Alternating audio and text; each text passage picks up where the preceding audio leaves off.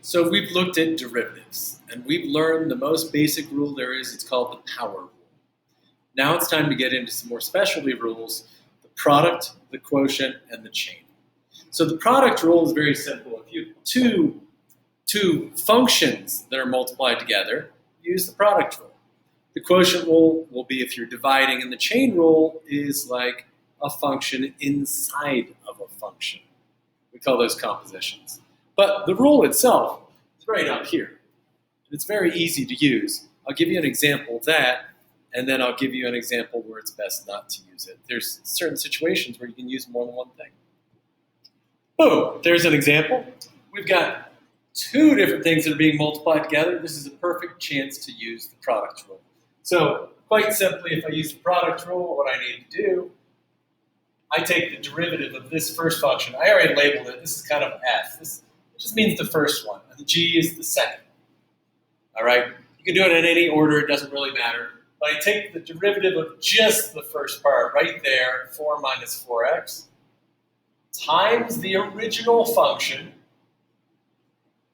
plus the derivative of my second function times the original first one. So a quick way for me to remember this is really dumb, but this is the way my brain works. I remember fig-gif. See, the f prime looks like sort of an fig and then a gi. Well, it's f prime times g plus g prime times f. I just remember fig-gif, and that's so dumb that I actually remember it. Now, we're not completely finished yet. We've taken the derivative. This is the correct derivative. We probably want to simplify it a little bit. Now we've simplified it, just a little bit of math, maybe a little foiling, and boom, there's our best answer. But what if we decided we wanted to simplify this right from the get-go? Could I have just foiled it out right from the beginning and then simplified it? Boy, that would make the derivative easier to take. I just have more work up front. The derivative of this using the power rule. Wow, it's kind of the same thing I had written down there. So which method do you use? Do you go straight for the product rule?